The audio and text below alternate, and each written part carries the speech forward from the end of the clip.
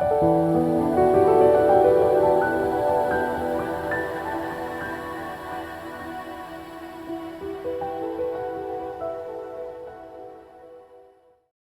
everybody and welcome to Unconventional GMs, the channel where we play mostly one-shot ttrpgs with pace, vim and vigour. And today we've been pulled through a portal into the outer world, fantastical land of heroism and bravery. Yes, we're playing Break, a JRPG themed game from Naldobrian Games and Grey Wizard Press. Think Final Fantasy, a bit Studio Ghibli. There'll probably be some like characters with little cat ears on as well, and brave princesses. I'm Guy from this and the Burn After Running blog, and it's time to meet our other players. We were speaking about princesses. Let's start with Gaz. Who are you and who are you playing? Hi, I'm Gaz. I'm one half this and one half co-host of Smart Party RPG podcast. I'm playing Riza, the human battle princess. So I've brought with me my sword of sun, which glows like the very rays from the orb in the sky. I'm also accompanied by Otis the Ocelot, my loyal companion who likes scritches. I've got long flowing golden hair that just seems to float up. It lacks heat. When the sun's out, it kind of flows of its own accord. And otherwise, I'm swathed in luxurious silks, where I was at one time a twilight silk tailor. Fantastic. Sounds amazing. Olga, who are you and who are you playing? Hello, I am Olga Batijn. I wrote a ttrpg called The Eternal Grind Cafe, and we just became Silver Seller on Drive 2. And if you're angry, play it. I'll be playing Cotton the Chibi Sage, Cotton the Great. Cotton was a lowly street rat that found a grimoire in the trash and has then since been studying magic and has pledged himself to the beautiful Riza, the battle princess, who he doesn't care about at all. And he doesn't care about the fact if they succeed or if her friends care about her or not. It's all good. All convincing. Do you want to say what a chibi is, just in case people are not as familiar with how tall your character might be? A very small person. I am less than 3 feet. My head is gigantic. I basically look like a toddler, but I am actually a fully grown adult. And this is not weird. Not at all. Not at all. It's all in genre. Great to meet you. Tasha, who are you playing today? Hi, I'm Tasha, co-founder of Ukrainian ttrpg actual play YouTube channel Idea Roll, and I'm playing today Tonya, a human factotum, which basically means I'm a newcomer to this world. Actually, I'm a waitress in a London coffee shop, but then I saw this really sparkly portal and I stepped in and here I am. And I actually believe that I'm maybe a lost sister or like well, not a sister, a soul, a lost soul to the princess, because I'm also blonde, though my hair is obviously not as gorgeous and might need a little bit of straightening, but you know, we'll get there. And I've got an apron too, and I've got a sword. I do not know where it came from, but apparently I do have it. It's not as bright and shiny or fancy at all, but I'm not a princess just yet. I'm just learning. I'm looking up to a real princess, and I also have some fancy stuff from my world, including but not limited by a pan. It's a branded pan too. Wow, it almost sounds, well, it sounds not at all like we might have two princesses in the party. Not definitely not like that at all. That's not going to come to play in the next 2 hours, does it? That's all. And finally, Sebastian, let's meet you and your character.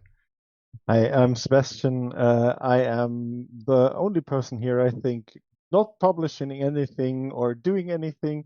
Maybe next time that will have changed, but who knows? And I'm playing Tap Tap, the Goblin Raider, who is a very rounded goblin, grew up on a farm far away from his tribe. He was a foundling and grew up with these turnip farmers who at a certain point decided that he should go out in the world and experience it. He did that for a long time. He traveled and found his trusted companion, Per, a little weasel that always lives on his shoulder and occasionally gets the little snack. And he met up with these princesses and decided to travel with them to maybe see the world and find his real purpose, maybe his tribe, and a lot of excitement. Fantastic. There's obviously a slip of the tongue that you said princesses there. Yeah. Clear that there's one princess in this. There's one, of course, there's only one. Definitely not two. He's definitely sure about that. Yeah. Excellent. So today we're playing through a published adventure today, Crypt of the Star Giant, which is by Treme of Highland Paranormal Society. It's not written for Break, it's written for sort of generic fantasy games, but rather for generalist stuff. But it is entirely in genre, and you should check out Nate's stuff as well. It's great. His Patreon is a sort of literal treasure trove, most of which is buried in cool little weird dungeons like this one. So without further ado, we will begin our adventure. So as you've said, you've been traveling through the Twilight Meridian, through some hills, looking, going between places, trying to get a lead on some sources of where you could find some ancient magic, try and find your fortune. You are starting adventurers, so this party of yours has just come together. You may be learning a little bit about how you tick and how you work together, but keen to do good in the world. And you're traveling across the rough hills in the Twilight Meridian. I think there's odd patches of grass, but a lot of it is rock, a lot of it's stone. And every time you think you've found a path you can traverse, you sometimes have to double back or turn around and stuff. You know that there's a settlement somewhere further in the hills that you hope to get there from nightfall. And you've seen the odd building here and there, but it being about sort of noon, you're just sort of crushing on. And as you're leading on, you begin to hear some sort of shouts and sounds of a struggle from ahead. And as you sort of rush forward to investigate and see, you see down the side of where your path is, in a sort of little mini ravine, maybe 7 or 8 feet deep, you can see 2 monks clad in brown robes, quite simply dressed. They both carry polished wooden clubs, and they're struggling to get them out because they're trapped there by 2 goopy amoebas, bright green monsters that appear to be attacking them. One of them is battering one of the monks with these sort of amoeba fists. The other one is sort of half engulfed the other one, who is just, you can see him, he seems to be just sort of fading in and out of consciousness as if he's on his last legs, about to be beaten or dissolved or whatever by this other goop. At this site, they haven't seen you yet, but they're helplessly wailing, shouting for help and for assistance, and also just shouting because they're being attacked and seem to be in some pain. The leader of your band, I'm going to assume, is Riza as the princess. What's your first reaction to this? I will cut out for Heart's blade and hold my hand up, and the rays of the sun will coalesce into a bright, gleaming sword in my hand and say, "Companions, assist!" And watch Otis the Ocelot bound off in the direction as I chase after him, assuming that everybody else will be following me. Fantastic. It sounds exactly like that. So in Break, we got a first combat encounter. What happens is generally player characters go first, and you can decide whatever order you wish to act in. We're not going to have a big debate about that because I think we can just decide it. Maybe just how we'll do it is if you take your action and then pass it to the next person along, you decide who's acting next and do it. It sounded, Gaz, like Riza was the first to act then. Yes, and what I'm actually going to do, when I say companions assist, I point my sword at the little Chiba. I've given her a shield of love, so once per fight, I can bestow you with a force field that's going to absorb 1 heart of damage. So a beam of light comes from my magical sword and surrounds you, and a little heart comes over the top of it, like floating like an emoji. Fantastic. And then I will pass on to Olga to do something. Fair enough, yeah, brilliant. Okay, Olga, what does Cotton do now? And I run off, I believe you said it was a canyon. I will leap off into the canyon with my staff raised down, like in a point falling down. You gave me +2 of that defying acrobatics, so yep. I'm going to use while I raise that staff down. And I'm going to see how bouncy my character is. I don't think it's very bouncy. But So yeah, that seems to be. I think it's a deftness check you want to make to land deftly. So if you roll a d20 and try and get equal to or below. well, I think. What if I fail? What if you failed? That means you didn't succeed. And what would be the cinematic would be that I land in a group and maybe sink into it, like. I think that's a wonderful suggestion. I'm going to take that as a fail forward.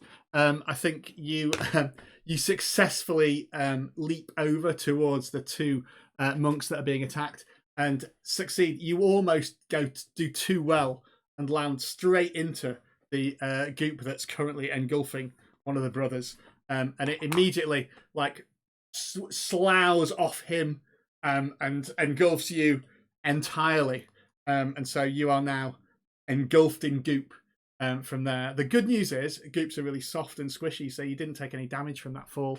But I think you're going to, because you're engulfed with it in a minute next round. So we see the sort of heart shield of faith like just flicker a little bit as you're engulfed and maybe fade a little bit and crackle in out of that. That's fantastic. Olga, who would you like to go next to save you?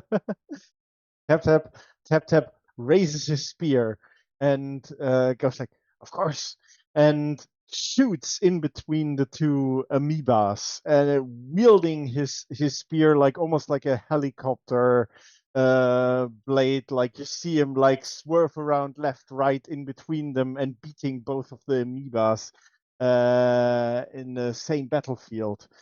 Yeah, you can do it's an arc weapon, isn't it? So yeah, do you want to roll to attack? Yeah. So roll to attack your d20 and add your attack bonus, which is it +1 tap? Yeah.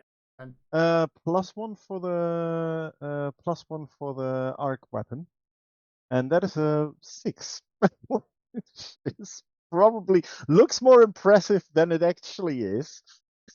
Yeah, I think it's a perfect sort of helicoptering down, and we see the amoeba swish out of the way. There's still plenty of room, even with the chibi engulfed in it, that they're able to avoid your attentions as you swish in. The other, good news all around. The one that was attacking the other monk is now definitely distracted by you and is moving towards you to attack you. The other monk looks quite relieved with that. I'm assuming, Sebastian, you're going to want Tonya to go next. Oh yeah, Tonya, your magic pen. I'm inspired, of course, by my mentor with a bright sword. So I'm looking at mine. Mine is not shiny at all, and rushing towards the fight, saying like, "Oh, don't mind me." And I'll try to help Cotton out of the amoeba. Will it be a maneuver or helping her in her action? I think it's probably an assist for her action that's going to take place later on, which is going to be a check to get out. It's going to be a might check. But I'm rolling my sleeves up and going both hands in, grabbing her. I don't know. It's probably a matter of luck if it's gonna be a hand, if it's gonna be a leg. I think that's a good one. So that'll take place. We're probably saying that Olga will get the first action next round is what we're saying. So we're doing that. But between that happening, the two goops get to go.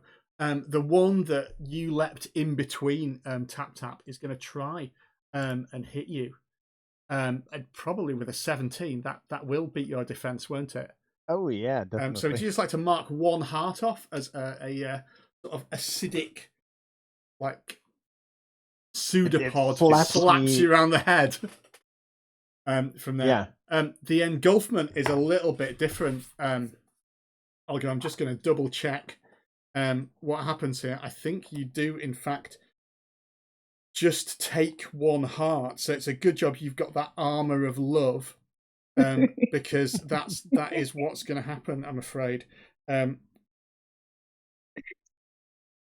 been looking down at Otis the Ocelot. He's looking at me with a cocked eyebrow. Yeah, so the armor of love, it fades, and we see that the heart sort of just dissipate and do it. But you're so far okay, unharmed. It's your turn again. I think we said we'd start with Olga as you attempted to get out. This is a might check. But you've got +2. I also have a push spell where I take a staff and I go. Psh! So I basically want to shoot myself back into Tonya's arms and blasting the thing from the inside out. That sounds fantastic. It's an insight check to use your push spell. So again, you'll get the +2 for the assist. So roll with your insight, which is better than your might. Yes, and do so it's a plus. I don't actually. I have a +3 in total. I rolled an 8. Yeah, it's +3 to your insight, which is 14. So you rolled under it. So fantastic. So that happens. There's a sort of splush sound as you are fired back out, and you and Tonya are sort of pushed back to the side of the Thank you, Tonya. Thank you. Of the ravine.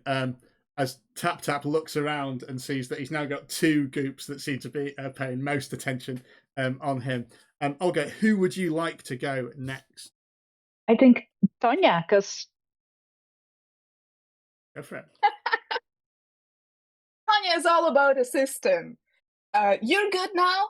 Tap isn't, so I'm taking out my device from a different world, which is a smartphone, and I'm saying smile and using my flashlight on the phone to hopefully give assistance to Tap.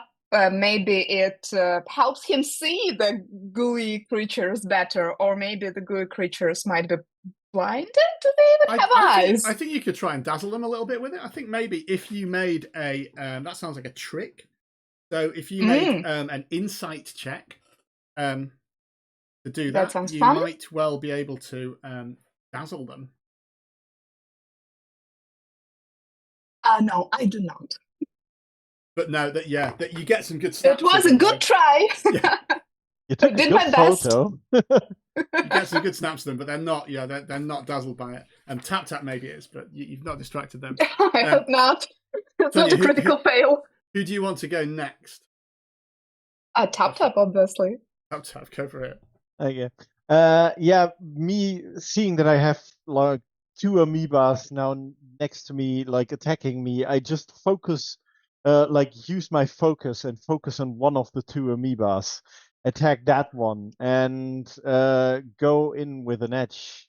So... Excellent. So it's like advantage in D&D, so you get to roll 2d20 and get the best one. Okay, I have a 12 and a 4. So the 12 is going to be, I think, a 13 for you. So that is definitely going to hit. And that is going to be enough to slice this amoeba in bits. Do you want to just describe what that looks like?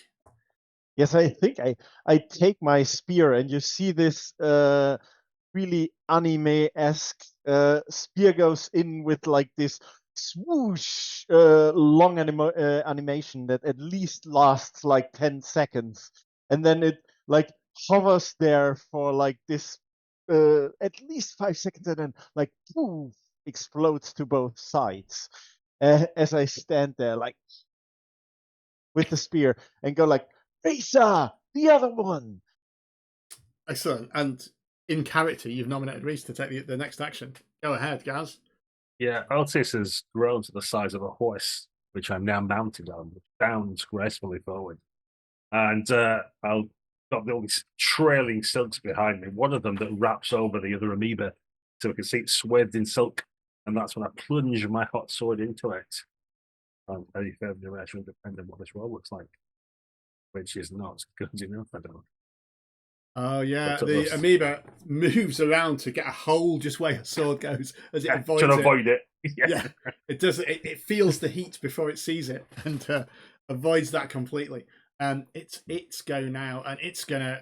Now it knows you've got a flaming sword. It's gonna try and attack you, Risa. So, but no, somehow you've managed to avoid it. Maybe it's a little bit reluctant to attack you if you can fend it off and parry it with that sword. Guys, I didn't ask you who you want to go next at the start of the next round, but feel free to choose now. I will look.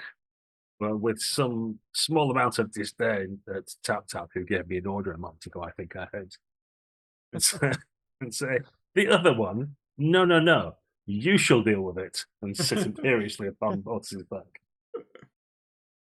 Go ahead, Sebastian. Okay, I will look at her, like raise my eyebrow and bow, and then take the spear and go like, and try to poke as many holes as possible in the amoeba, so it looks like being pushed through a sieve or something. And that is a 12.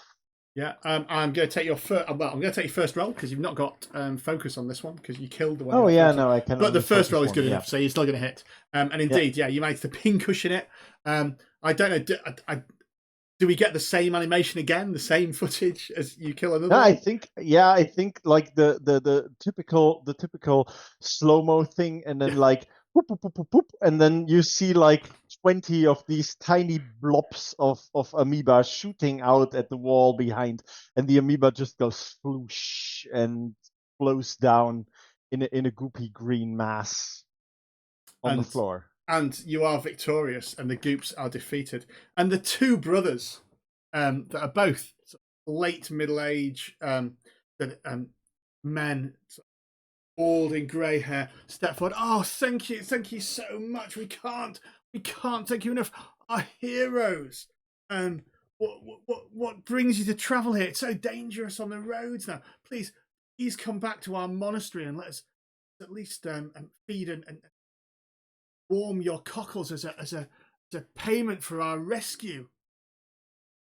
No, we require no payment. But don't worry, we'll come with you. We'll make sure you're safe. There is no danger on the road for such as us. Oh, it is dangerous here. Come, our monastery is just round the corner. The monastery of St Dismas, where we hail from. And indeed, you. So, sounds quite dismal. I'll do a stage whisper to me. Princess, you should be gracious. And yeah. Would you like some cookies while we're on the way? I have this like little backpack which has enormous amounts of stuff in it. You have no idea how it all fits, and I'm like taking out different types of cookies. So Brother Moston, one of them, says, "Oh, I'm really we have to, with penitence." While Brother Elias, the other one, is like it's 3 cookies deep by the time he's saying this here.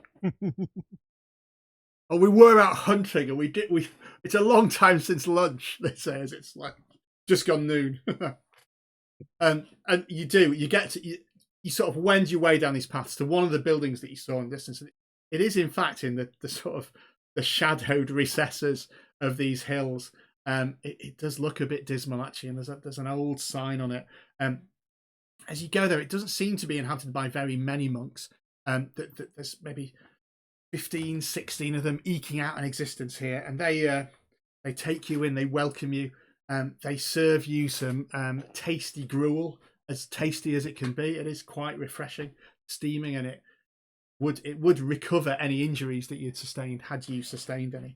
And they talk to you a little bit as they entertain this. They tell you that the frequency of gorp attacks and other sort of strange monsters has increased in the area around them. And as they're saying it, the two brothers who you rescued saying, "Oh yes, it's all linked to that crypt, isn't it? We should send them to investigate. They're mighty warriors. We saw them." They say, "Oh, I don't know if we can do that." We can go investigate the crypt, like for real. He says, "Yeah, that's some. We couldn't involve you in this, but a crypt has reappeared. There was a landslide a couple of weeks ago in a crypt. We've one of them brings this huge book, and begins to show you some quite indecipherable diagrams. It's like in a movie. I want to go to investigate the crypt. Teresa, can we go, please? It sounds like it might be filthy. But Your Highness, hear me out. What if the monks support your claim to the throne? We still need to defeat your brother. Well, I suppose if they were so inclined, then we might be able to make a small diversion to the group. Says, "Oh, I'm so glad you're proud to help us. Our monastery coffers really are meagre, and so we would we'd be happy to just give you a few items to aid you. It's a crypt of a star giant, you see, and their fingers run across these indecipherable hieroglyphs. They say, yeah, it's rediscovered. The good news is we know how to perform the exorcism to lift the curse. All you will need to do is bring us the bones of this giant from within there. But this reappearance has long been heralded, so you want to keep your wits about you. Luckily, we can provide you with some things to help. And the three things they're going to provide you to help are a lantern, each a wooden cross, and they'll take communion with you. And so that should be enough for you with such brave warriors as yourselves. We can pay you 100 coin each as well, from the church coffers, if you bring us these bones. But obviously you won't need that payment because it will save the land. Yeah, we don't need money. We've no need for such things. Just your spiritual support and passing the word, perhaps, that my brother's a perfidious fool, and the land would be much better ruled by, or don't know, a beautiful princess, for example. Noble, wise, modest. And do we get a gigantic sack to carry the gigantic bones?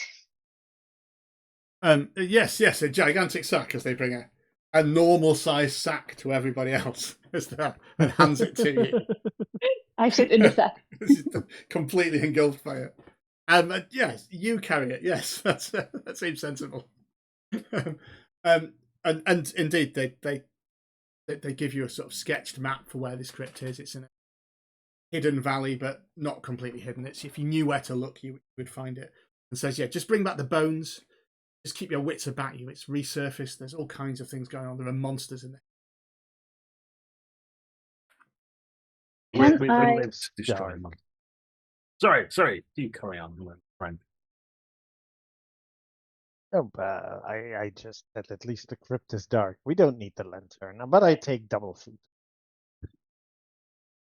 Fantastic. So you can venture forth unless there's anything you want to do before you set off. Does my great grimoire allow me to find anything about this crypt, the star giant, or?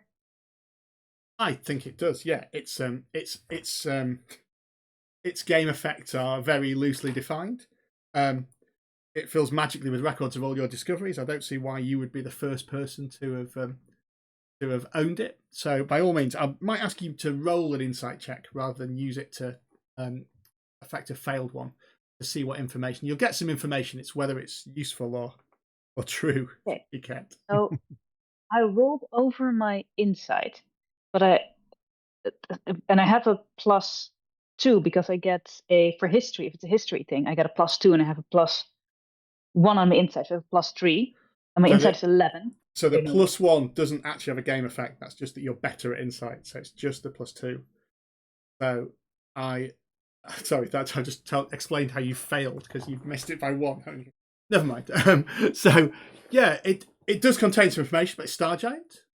It tells you where it speaks of this creature. It even gives you its name, which is Zafaba.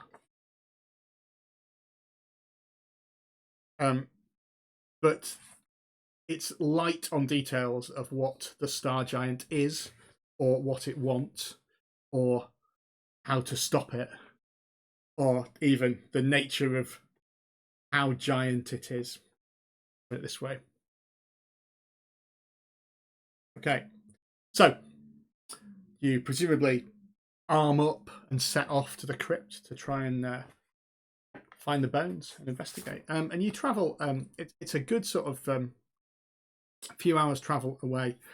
As you're going through towards it, you do see signs of footsteps having been this way and people having been around here. And as you come, not to the crypt itself, but to you think you must nearly be on it, looking at the sort of sketched map that you've got. You see there's a camp up ahead with a group of 8 or 9 humanoids, certainly human-sized from where you can see,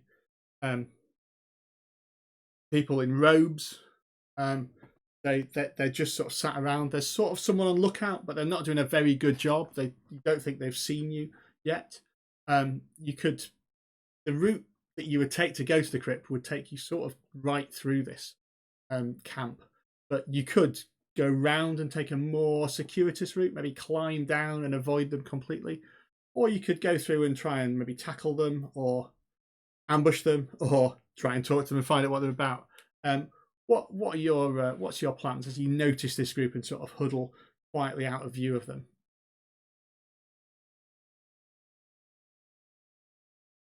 Their robes look suspicious. I think we should go around the camp, not be seen. And not offer cookies? And not set fire No. to the camp? I take the cookie. Okay. As a former silk tailor, can I guess anything from their robes? Do I have any insight? Of course you can. Of course you can. You can get a +2 on a roll to make their robes, even from this distance. So roll me an insight check with +2, I guess. Or I get a 13. No, 12. That's well. Sorry, is that a success or a fail? Sorry on that. I rolled a 12. That good. Well, I don't remember what I'm looking for. So you need to roll equal to or under your insight, which is Ow. 6. So yeah, sorry. Yes, no. You were near 10, so I thought you might have succeeded for that. No.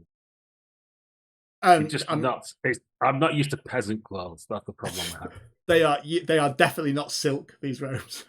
Yeah, that's what I identified. You can barely bring yourself to look at them, let alone investigate them further. Right. Well, I can't suffer such unpleasantness in my land. I quite think. So I'll do the unthinkable and ask my advisors, my council. There's 3 of them, so we should be able to break a tie. So I shall look at little Cotton first of all, my sage. Say what's that? Where have you gone? Get out of that sack. Stop messing about. Right. What should we do? Should we sneak around? Should we set fire to them? Should we attack? Should we maybe bargain? Or what should we do? My brother would know what to do. Well, you always try to see if they can curry favor for your reign, but if not, Princess, we can see what they're about, and they look a bit like cultists. And if they look like cultists, we set the tents on fire and walk away. And if they don't look like cultists and they look like nice people, we say hello. Tap. Should we poke holes in them? I like poking holes, but I think this amount of people calls for silence and skullduggery. Just move around them and avoid them, and otherwise maybe like step them in the back. Okay. Tonya, what do you think? You have strange ways from your otherly dimension. What would you do? I would just go to them and ask them what are they doing there? What would they like to do? Who are they? And then we will immediately know if they're cultists, and we already know what to do with that. Very well. Then we have a plan. I think Tap, you can sneak around the back and stab them in the back if necessary. And for the others, we shall go and speak to them and see what they say, and then maybe burn them down. Okay, so a 2-pronged. Well, no, it's not an attack yet, is it? There's potential of a prong in the attack if you do have to attack. So Tap, you fade into the wilderness. We'll roll your stealth check later on. Okay. To see if you are caught when it becomes apparent. So we'll keep that hanging. Your deafness check that you'll do for that. The rest of you approach this camp, and you're greeted. Tail, welcome, believers. Have you come to the pilgrimage? The pilgrimage. Tell us more. It says, near to here there is a wondrous sight. A star giant sleeps. He's already started to rise. When he rises fully, we shall follow him. Follow him where? Oh, well, wherever he wants us to go. What if he wants to go to the stars? Well, maybe he comes from the stars. It's difficult. We'll know when he awakes and he comes to speak, and we'll do what he wants. He's a wondrous beast. you are in luck, for we have Rissa, the amazing battle princess, and she has been chosen to commune with the star giant and to find out its purpose and maybe to lead you all as she will bravely lead this country.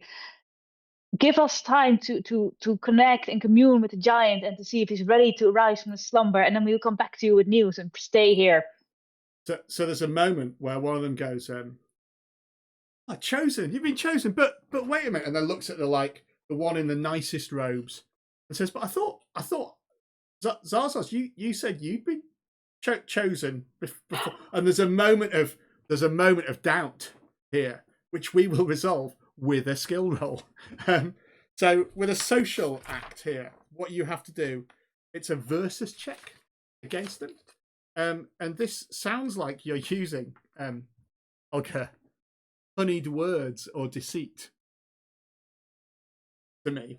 And not that anything was false about your claim about Reza, but the claim that Reza's been chosen by the Star Giant is really. So you're going to roll your aura, and they're going to roll their insight, and we roll it at the same time. Then we compare and see who works. And you are going to be using the insight of their leader, because they're a big group of them, and his insight is 7. So he's going to roll now. He's failed. So I also failed. okay. So we break. Have you got any sort of edges from your backgrounds that might help that? I don't think you really do you? Well, chicanery and general mischief. Don't know if chicanery and general mischief will be enough for that. But we don't have anything to break the tie apart from the winner when we get a tie break like this is the highest natural roll, even if you both fail. So just by the skin of your teeth, you manage to convince them. And I think I'm going to. I think I'll. He says, "You said you were the chosen one." So there are many chosen ones. He says, "Yes. If you're going to go into the dangerous crypt, then we can share. We're all one in the faith, aren't we? Even though your robes may be different to ours." As he looks up and down at the various. But tell me, will just 3 of you be enough to explore the dangers in there? They're not dangerous. We are chosen. We're expected and welcomed. It's only dangerous for unbelievers. Are there any unbelievers here? And I've got an eye patch, which I haven't mentioned. I've only got one good eye, which I'll cast about.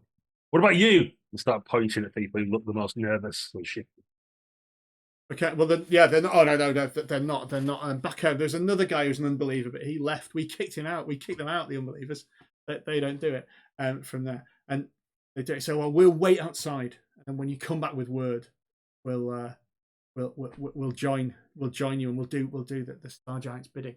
Fantastic. I think maybe at this point we'll roll Tap's deceit here. So you need to. You're running against one of the watchmen who just needs to be a 6. So if you want to roll your deftness. My deftness. Okay. They failed. And I succeed. Fantastic. So you definitely win. You are completely out of sight from here. They are none the wiser that you are even here. Okay, I'm putting my big ear out and like listening to the conversation. Very well. Yeah, you feel like you might have missed something about because it's so convincing that maybe Reza is the chosen one. Maybe it's not what you thought. Like you fooled yourself now with this as well. But you can proceed on. So they agree to sort of they'll approach the crypt, but they'll let you do the exploration. And when they come out, they'll work with you to follow the Star Giant's bidding with whatever word you come out from them. As we head over, I've got several bolts of trade silk, so I'm going to be making an outfit similar to theirs, but of silk and obviously better, more glamorous. So it feels like I should have the best outfit. Should in fact we need to speak to the Star Giant? I don't know. Well, of course, and I think in honor of JRPGs, there is that thing of like you can craft an entirely new outfit just while you're traveling from one place to another. It takes no time, or as long as you've got 3 strangely named things in your backpack, you can certainly do it and make it look good. Okay, so we might hang fire on a skill check for that to see if it impresses the Star Giant. The Star Giant's bones, of course. So, Spoilers there. I'll edit that out just so that people aren't surprised by anything that might happen later on. Fantastic. So you, as you approach this crypt, there's a strangely carved door which you can see has just been unearthed by a landslide, made of a dark red metal. It is slightly ajar, and as you approach, you can push and do it. Well, just to be clear about like play culture here, we're not doing the dungeon listen at doors, check for traps, anything like that. We'll resolve that with a check if we need. We don't need to like turtle our way through it. We'll just stuff will happen, and you push it open with a creak, and can enter in. And there is, as you enter into this crypt, you come to a chamber. This is carved in stone, and it's the same sort of red stone that everything's made of, with a dull light. That sort of, it's hard to tell where it's coming from. You know, when you go into a room and it's lit, but it's not obvious where those lights are. And there's a dull hum that almost seems to be just vibrating through the floor from here as you step in. There's several puddles of green slime on the floor. And then in the ceiling of this room, there's a big gong with a gong hammer. Is that what they're called, or what you play? Yeah. The things you hit a gong with. A thing you hit a gong with. Next to it, a hammer. Beaten, I think. We'll work it in. The gong. All the percussionists in our subscribers can comment on the thing about what it actually is. And you can see that there's a door on the left. And there's a sort of archway leading to a passage further on. There's only two exits in the room. And as the hum sort of sounds, the gong just slightly shakes as it does, as the rules form a patchwork on the wall before you. I'm going to suggest that now that we've gone actually underground, Tap, you might be leading the way now. Yes, I think so. I can see in the dark, so that helps. And I'll I feel turn to you much first. Yeah, what's your approach here? Yeah, I think I will just carefully like put off my sandals and like move very silently through the dark, looking forward, left and right, like exploring the room further. And you said like we have the puddles, we have the gong. Is there any door on the other side, or that we There's an archway on the other side that leads to there's like corridor going through it, not in a room immediately. And yeah, there's a door that's shut on the left hand side as well. Yeah, as you're walking through, are you stepping in the slime or not stepping in the slime? I definitely avoid stepping in the slime. I had to ask, but yeah. Yeah. No, I definitely avoid stepping into the slime and try to get to the archway and move through there and like give hand signs like go here, go there, don't step there, and try to communicate to the others to weave through the room properly. Okay, yeah, well, you can be careful with your direction. I'm sure everyone can weave through the room, avoiding the puddles of slime as they go through there. And there's a short corridor beyond. That leads into a slightly smaller room. This room has one door directly in front, and then on the left of it, there's a door that's iridescent blue colour. This room is empty, apart from in the centre of it, there's a red suit of armour made of some strange shiny material. The helm is up, and within it there's a sort of it's like a human shape of the goop that you fought earlier, like a slime knight in red armor. And as you step in, you hear a sort of sucking inhalation of air. Who goes there? None shall pass.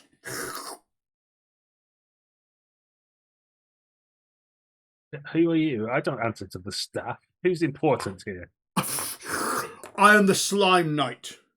I shall duel your party's champion. Is it you? No. Are you about to try and stop me? Because I'm about to say yes. You need fight for your princess, and my 2 feet 5 come waddling. I will defend you, and I hold my stick. It's very, very brave of you. Shove. Yes, it is me. And like a lightsaber, my sword of flaming sunlight erupts from my palm. Very well. And it draws this red sword and steps forward. So we have a duel now. Again, you get to act first, guys. That's the rules of this. Anyone else can act as well if you want to put them in by any means possible. Somebody could get involved in this as well. I would like. My history grants me a +2 bonus on efficient analysis of a situation. So I try to spot if I can give Risa quick hints, like go for the eyes or something like that, while looking at the slime and finding some weak spots. Certainly, make an insight check with that +2. Yeah. No insight whatsoever. This the red metal or thing that it's not shiny in the same way as metal that it's wearing. Doesn't seem to have any. It's almost like it doesn't have joins on it, so it doesn't. You can't even see where the weakness would be in plate armor. You can't see here either. Tasha, was Tonya planning on something as well? Yeah, sure. I'll try again the thing with the flashlight. This is the closest I have to the sun sword. So I'll give the backlight to the creature, hoping that it will highlight some of the weaker spots. Excellent. Again, that sounds like Is insight it with your +2. deafness? Oh yeah, deafness actually. Yeah, that makes more sense. Yeah, deafness with the +2. Yes. I Yeah. highlighted very, very well. You do. You can see there are sort of joins of weakness. This is a very thin plate armor that it's wearing. It doesn't seem as if it'll be. You think you could kind of cut through it. In fact, and there's also within the creature, it highlights sort of seams and things where it might split off into more than one creature, as well. But yeah, you can have +2 to your first attack, guys, basically, for doing that as well. So go ahead and strike first. It will follow the laws of dueling and let you have the first go. As it's so beautifully lit, I will plunge my way. Go for it. Yeah, in the 15. That will indeed hit. How much damage does your Sunblade do? It doesn't have any glitter. So if I get an 18 plus, it gets +1 damage. Apart from that, yeah. Oh, you can do your. Sorry, you can make it burn with fire as well once a fight. I could. I hadn't done that yet. Okay, so you sear it. The good news is it doesn't split into two. It sort of staggers back as your blade slices through, and there's a sort of strange, sort of industrial aroma as it slices through this thing, and the metal, the metal on it sort of melts a bit and goops, almost as if we were watching it at home, we'd recognise it. In fact, sorry, Tonya, you recognise it. It's like it's made of plastic. This armour. Oh. It's made, and it swings back to try and have a go at you though, and I think we'll miss. Does 8 hit you? No, not at all. No, so you manage to parry it with your blade as it comes out, and it comes back at you again. Does anyone else want to take a stab or assist Rizza in doing this? I will kneel behind the armor, and if you push it, it will fall. I'm not sure that counts as an assist, but it's very good. Go ahead, guys. See if you can finish it off. You think it might be? You might be able to defeat the Slime Knight here. Sure. I get a 12 this time, and I will indeed ignite it with Passion's Fire to do an extra half of damage.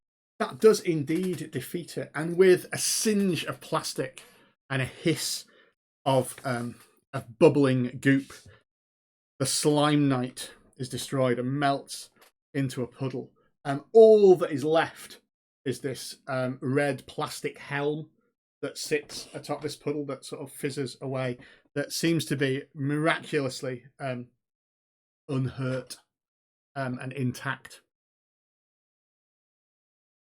As you inspect the room now, without the danger that's there, you can see there's a blue door on the left and a door straight ahead as well. So,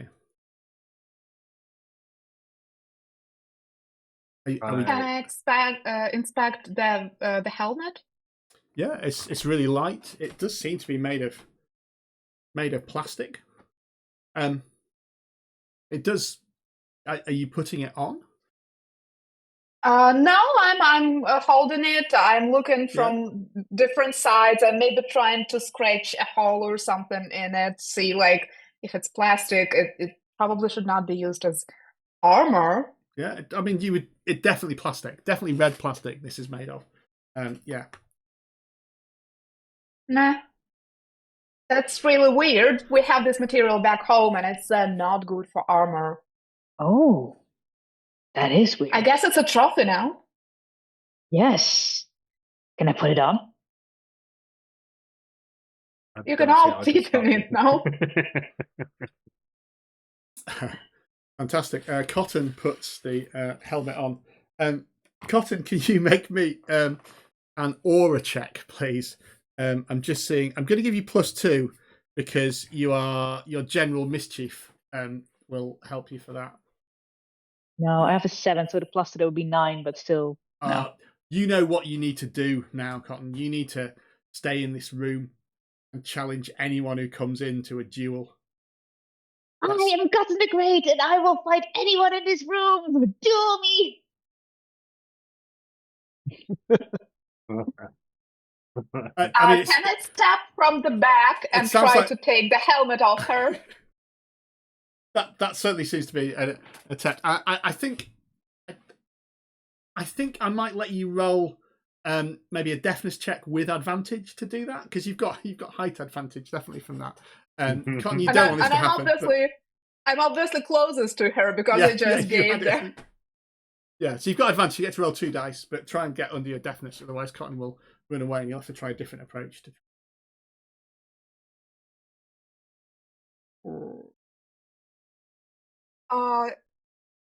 Did you say you gave me a bonus or not? I've got a +1. I've got a +1. That's okay. Sorry, the +1 doesn't apply, but I think you do have a bonus from your purview, because yeah. That's what I mean. You've got a purview. For my purview, I've got +1. You've got a purview. So, where you get +2 for dealing with the unreasonable, which seems to make sense with almost anything that you're dealing with, Cotton. I think 12 does it. Yeah. My roll on 12 does it. So yeah, there's a weird sucking sound actually as you sort of pop it off Cotton's head. It's almost as if it's molded to their face a little bit, but you can take it off. Cotton, suddenly you don't want to stay in this room at all and challenge people to a duel. You don't know why you said that. That smelled awful. Ooh, is this how your homeworld smells? It smells like burned some death. of it. Oh, slime. I better keep it away for now, yeah? Yes. Fantastic. So you can inspect the room a little bit more as you do this. The blue door is locked, and there's not at all a keyhole in it. So it's unopened. There doesn't seem to be any sort of normal mechanism to open it that, like for instance, tap you could pick on it. There must be some other way, but there is a door, as I say, further in as well. The blue door was to the left, right? Yeah, and there's one going further in as well. And while you ponder that, might be a good time for us to take a quick break. So we'll take a quick respite here, and then we'll edit it down so it'll just be a few seconds for you at home. Then we'll come back and we'll explore the crypt further on.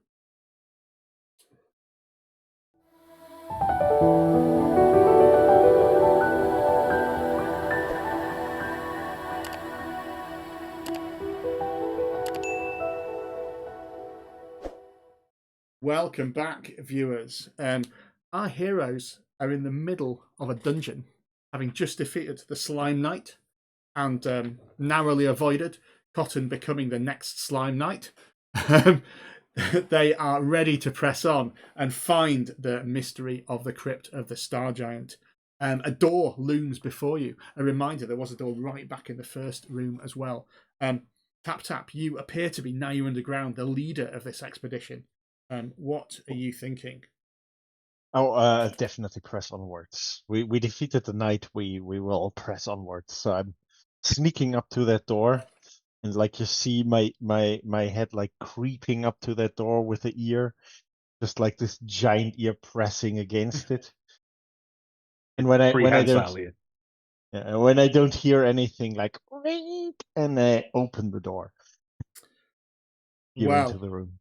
As you go in, you do hear something. Actually, you do hear something. So the hum that you heard when you first came in has continued as you've explored, and in fact, it's quite a bit louder here.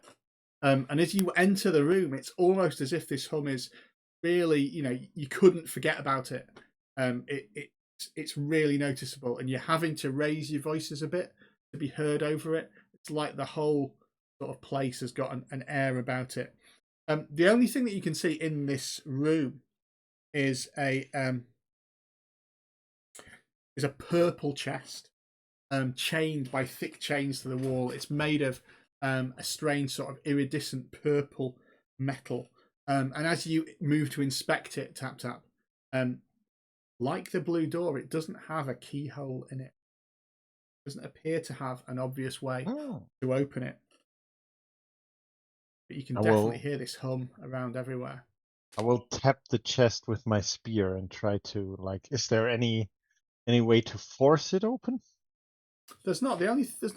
You can't really get any. But it seem to be, and we'll not spend lots of time doing skill rolls that will fail, because there is not. As you tap it, there's a sort of.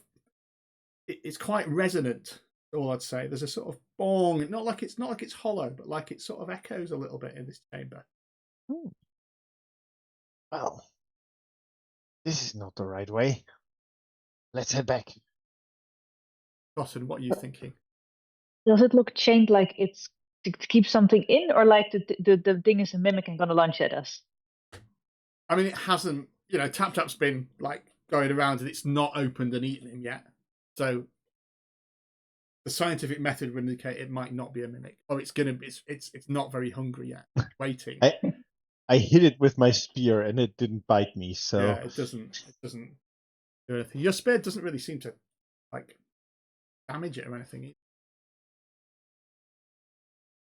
I'm going to call forth the Heart's Blade and illuminate them in bright sunlight from my sword. See if that has any effect, or otherwise. I've noticed several of the other creatures have been frightened of fiery blade. So, taking hearts from tapping with his spear, I'm going to go and thrust my fiery blade at it to see if that causes something. It does not. But could you roll me an insight check? Because there is something you may notice now it's brightly lit. Can definitely try. Yeah.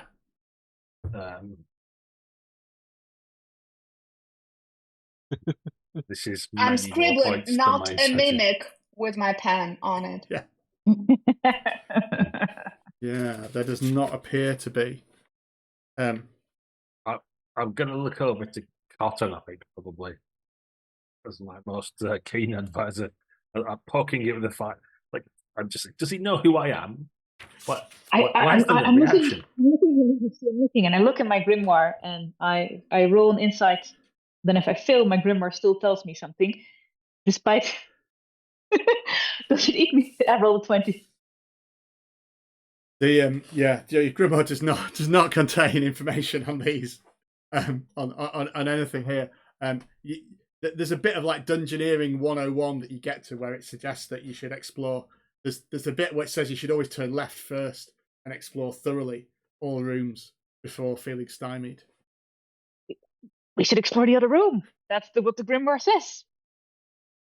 That's we do very well done. That's what Tap Tap says too. Okay, majority decision. Let's do it. Okay, so you wend your way back. Again, I'm assuming carefully sidestepping the pools of slime and the gong, which is still shaking. It is definitely quieter as you come away from it. It was loudest in that room that you're in. You were closest to the epicenter of whatever was creating that hum. As you go back through the room, you pass first through a room with hanging bells. I'm going to just sort of montage this for you so you don't spend too long exploring it for that. As you walk past them, there's a little sort of gentle ringing. There's 3 of these big bells. One of them just rings, and as it does, a hologram appears. There's planets orbiting a black hole.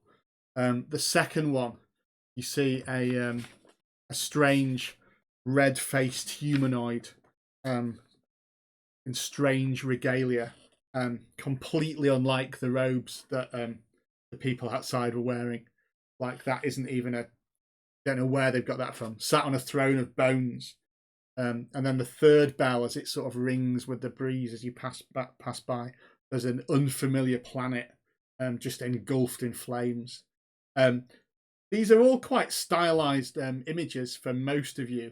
Tonya, I'm assuming you're translating a bit like what a planet looks like from space, because you're the only person who'll probably know that. It's not flat.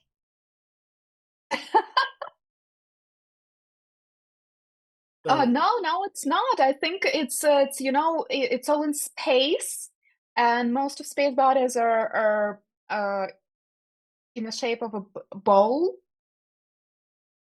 And I think the other thing is, as you pass through, as you pass through these illusions that appear, Tonya, again, you recognise these as holograms. This is how they appear to you from the Star Giant. But this passageway that opens out continues further, and you enter into a darker room. The humming is a little bit louder here, but not as loud as it was in that room.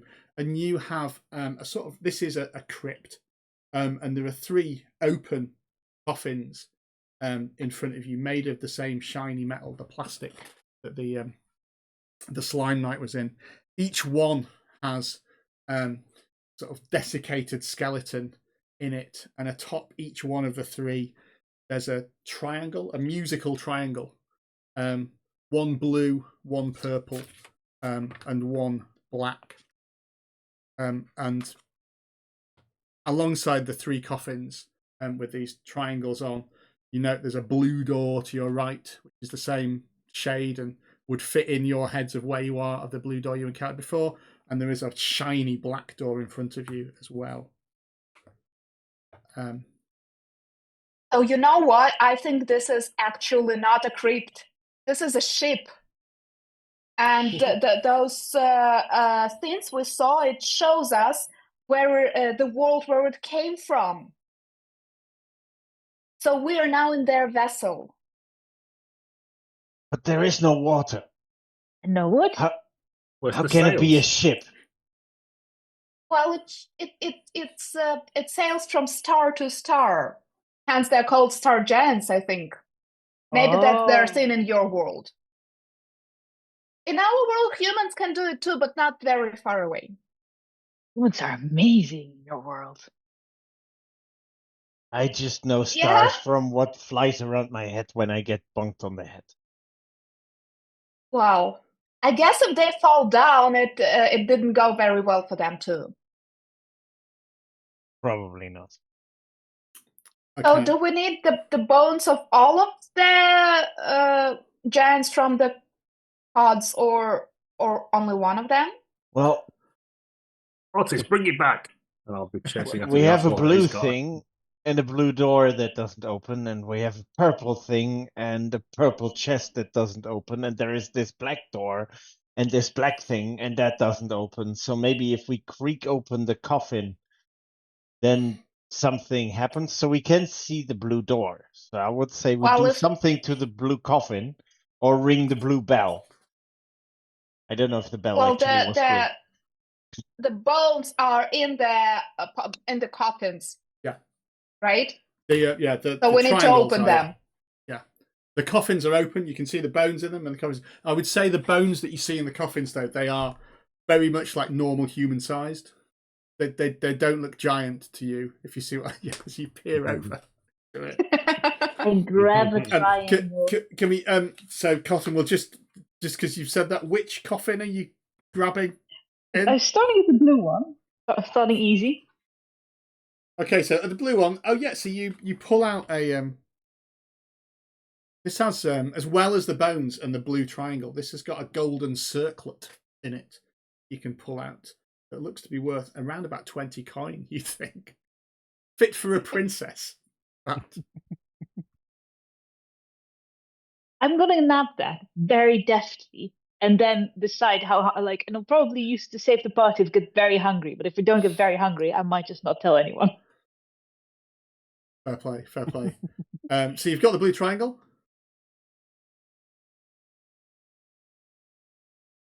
If I have to roll under, I definitely made it. Yeah, you've made your deafness. Nobody else is aware that you've got the circlet. I presume you're not hiding the triangle from people, though.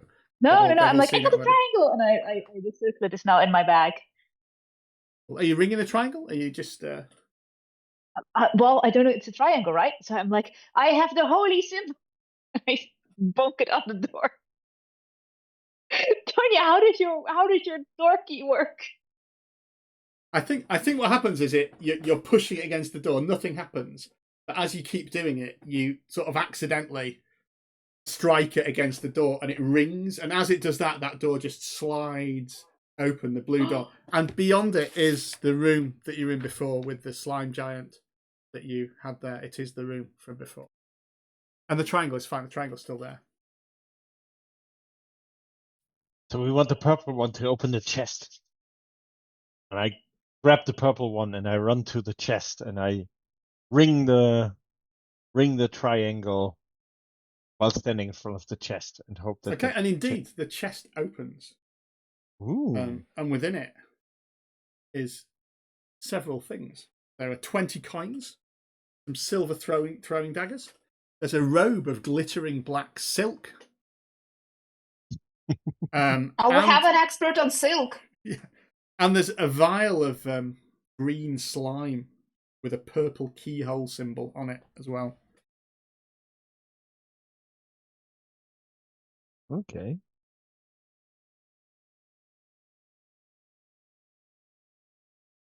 Was there a black triangle as well? Did I? There was a black triangle and a black door in the previous room as well. I shall join the two together in a happy union.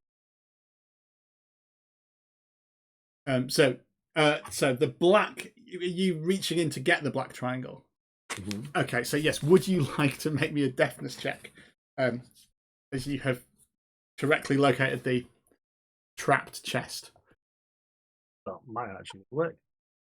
It does exactly 7. Yeah, you leap backwards as a sort of crackle of magical energy misses you. It's a real shame because you would have been jellified, which is one of the best conditions that I've seen in the game. If that had happened, and turn into slime. But you're able to retrieve it quickly as this magical things and ring it, presumably? Oh, yeah. As you ring it, the black door opens and a previously unseen room opens before you. The hum of the whole thing is even louder in here. This is as loud as it's been. And as you sort of gingerly step through into this room, there is a 13-foot long mother of pearl sarcophagus with 3 tuning forks extending from the top of it.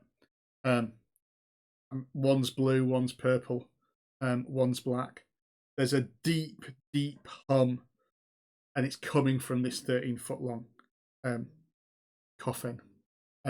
As you step through, the black door sort of just slides behind you as the 4 of you step into this room. And just as it does, you hear in the distance behind you just the sounding of a gong and some shouts and like the sounds of panic.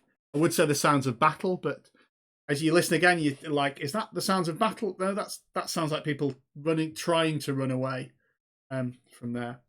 But as the door shuts, it's all quiet in here. Apart from this massive hum, there's no other sign of that in here. 3 tuning forks, 13-foot sarcophagus. Well, we should join our triangles with these tuning forks. This is much fun. Okay.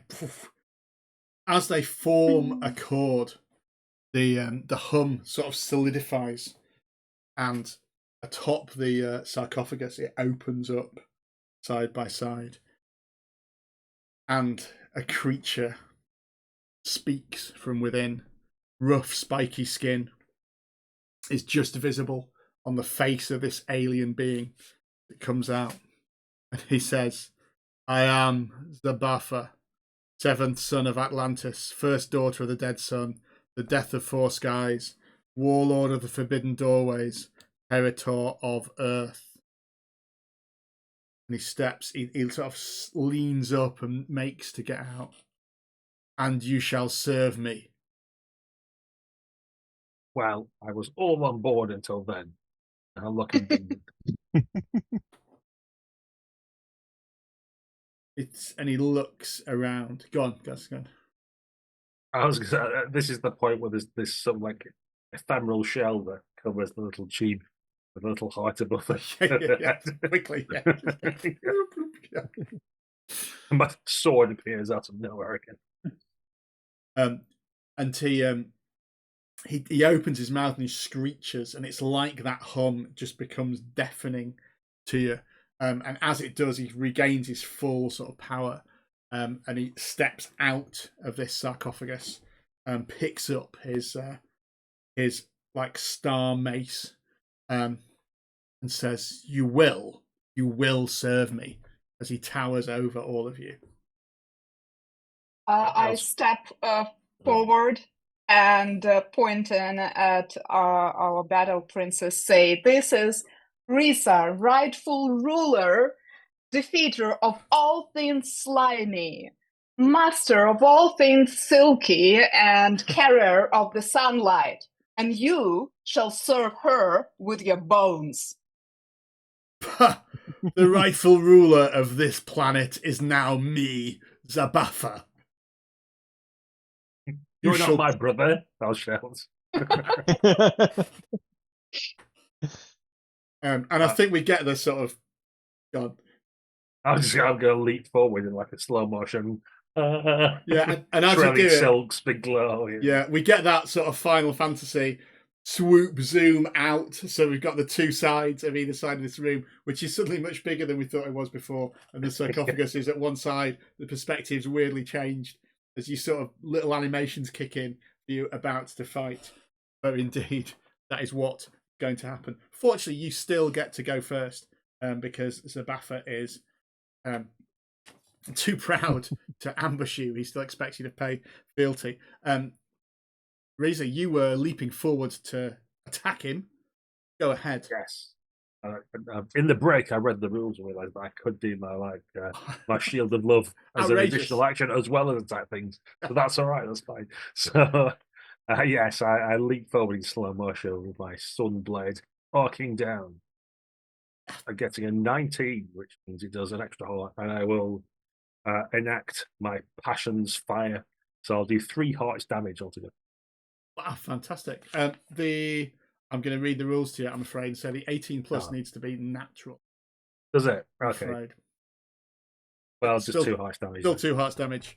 As your fire burns through his strange spiky red skin, and he howls in anger mostly at you as he does that. Who's up next, Gaz? I am going to look at Tap Tap. He's probably snuck around the back somewhere. Yeah, definitely.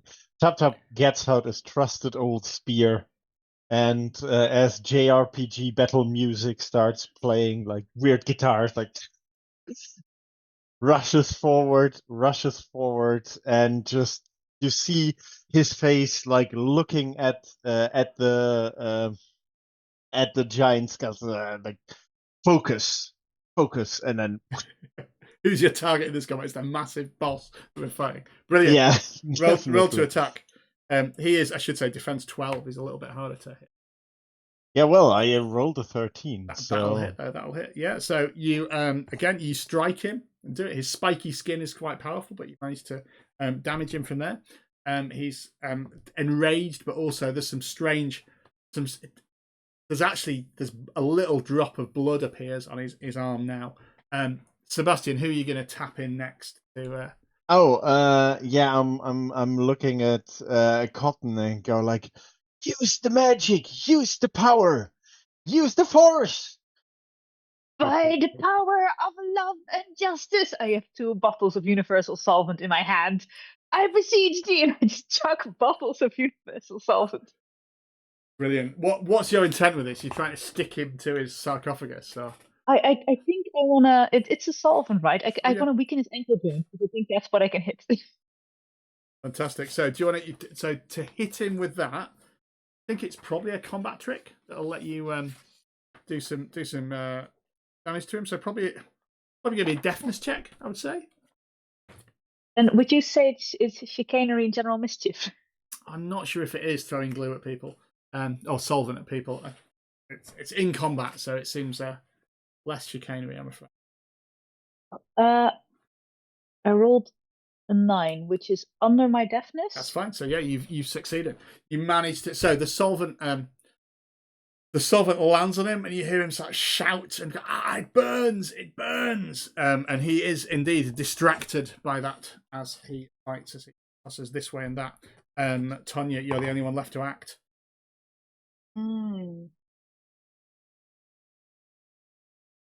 I mean, he doesn't seem very wounded by the previous attack, does he? I mean, it's drawn blood. He looks angry as well, but he's certainly he has been wounded. Okay. Can I try to do one of my purview, which is remembering the particulars? Maybe I've seen something like that in the movies. Clearly, this is an alien situation here. Yeah. Want I roll for that? Yeah. So it's your purview. So you get it'll be insight probably you're rolling against, but you get to roll 2d20 because it's your purview, and you get a +2 to your insight as well.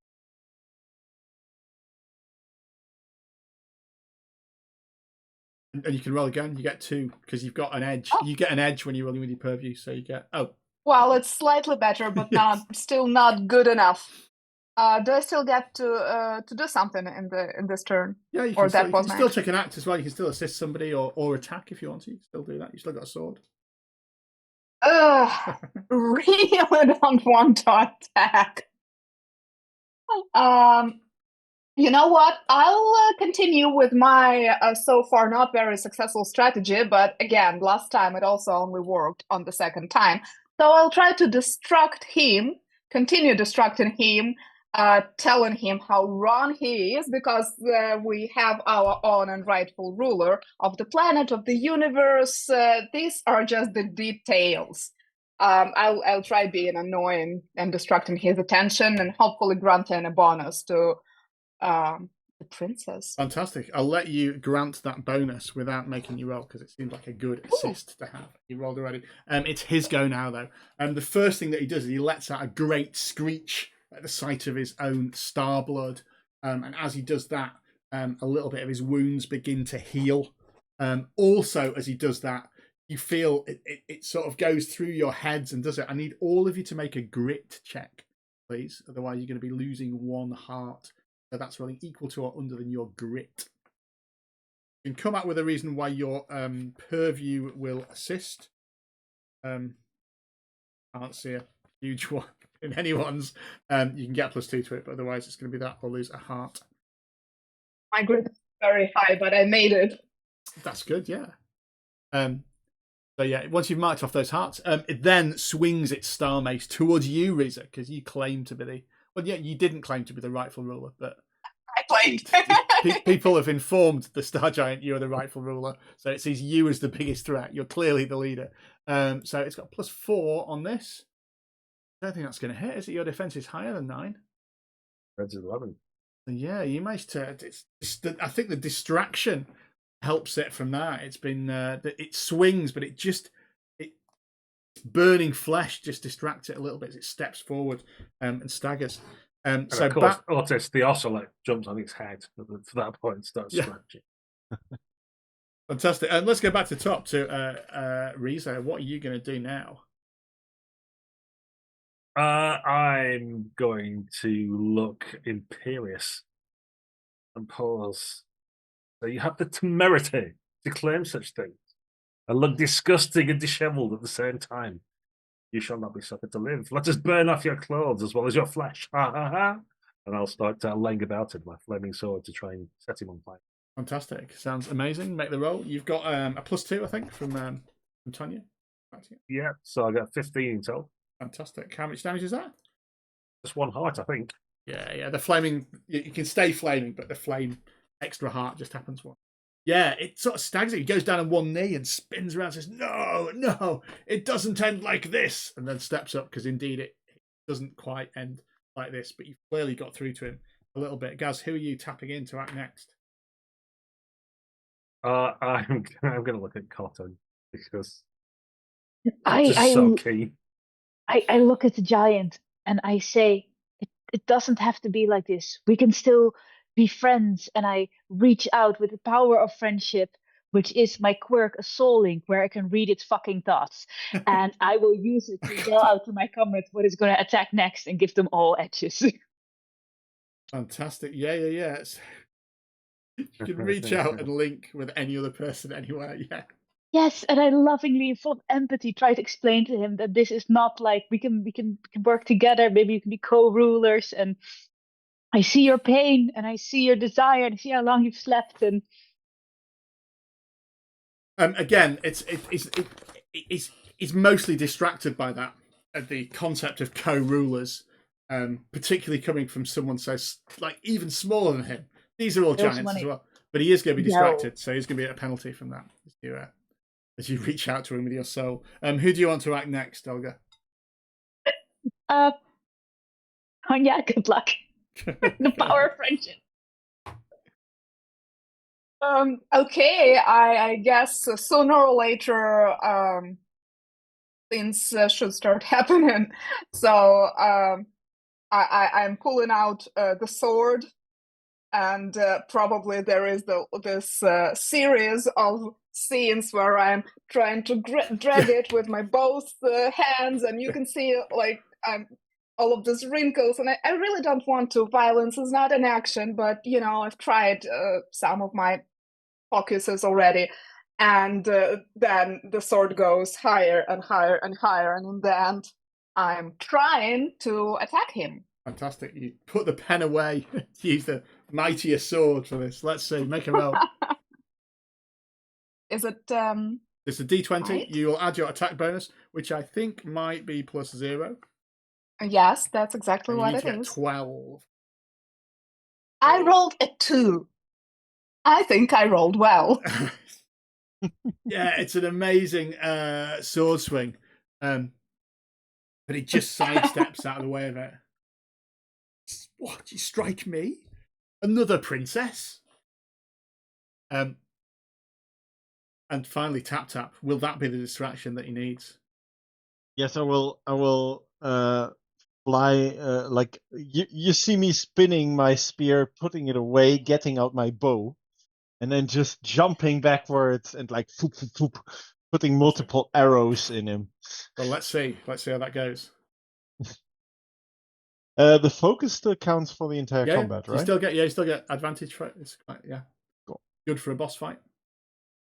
Okay, that is 13 plus 1. It's a 12 plus 13. It hits. It needs to be 12. So that is 1 heart. That will be enough to defeat it, actually, this star giant. So as you pin it down, I think it probably sort of staggers back into its sarcophagus at this point and sort of leans back in there. And as you go to inspect, you can see there are it seems to only just be done there, but there are some sort of bones in there as well. Maybe that was what the monks were talking about, some sort of ritual. So some strange sort of plastic rods and things that you can pick up and do it. And you have in fact defeated the star giant. You can make your way. You fully explore the dungeon. I'm going to turn to your leader, Risa. What do you do now? Are you going to go back to the monastery? Do it? Are you going to make your way back out of the dungeon and see what happened to your cult? What are you going to say to them? Well, I'm going to have my new cult robes featuring a black triangle. hastily crafted chain or something, and I'll be twisted. So, I shall. Yeah, we'll head out, and I shall perhaps strike the gong to get attention or whatever it is. I'll strike the triangle and get the assembled mass. So the Star Giant has spoken through me, and I have become the Star Giant. Oh, hail the Star Giant! Okay, so I'm writing. I was writing, adding to the titles I mentioned before, the Slayer of Star Giant, and then quickly crossing off the Slayer and leaving just Star Giant. So yeah, I just add to that as you strike the gong, all the pools of slime like animate into slime creatures and make to attack. But when you hit the triangle, they all solidify into statues. So fortunately, you've got the. Yes. Which is really and all the cultists like, whoa, that's incredible. How could you truly you are the Slayer of the Star Giant. We shall follow you. First, what should we do? We should go to the monastery and get new robes, for these rags you wear are not becoming of people you follow, such as myself. And then we shall carry forth to do battle with my brother, who has wronged us. Oh yes, indeed. We'll follow you. We shall worship you forever. Yes, and they cheer, and so you have success. For once, she actually seems like quite pleased with the outcome. That seems like acceptable. It is a happy ending for people. So back at the monastery, you can celebrate and stuff. You've been successful. You have explored the crypt of the Star Giant. You defeated the Star Giant. There is an option that you can ally with him, but you chose to not do that. And you've got the cult back on side. All in a day's work for the heroes of the outer world. As you are celebrating at the monastery your success with your newfound cultist friends, let's just have a little vignette of each character to sort of sign them off and end the one-shot with. Maybe we'll leave Reza till last. That makes sense. And this can be straight after you finish the adventure, or it could be a few weeks or months in the future, but we'll do it in sort of chronological order. So there's a bit of whoever you're going after, it's after that, if you see what I mean, if that makes sense, to give you a little bit of just a challenge to invent something from there. Maybe if we start with Tap Tap. How's Tap Tap celebrating the victory? What do we see of his little scene? Tap Tap. Actually, I want to go a little bit further in the distance. Go for it. And you will see him. Having his own little turnip farm somewhere in the Twilight area, and like growing these turnips, being really happy, then entering his house, and there is like his wife and like three little goblins around, and he's just, and now I will tell you the story how we defeated the Star Giant. Beautiful. Tap Tap retires over from that as his raiding days are over. Fantastic. Yeah. Tonya, what do we see of her? Tonya is instructing the newly established cultists how to better serve the princess, because, service is a fine art. You have to be there. You have to sort of almost read her mind on what she wants, but be more or less invisible, not to interfere with things.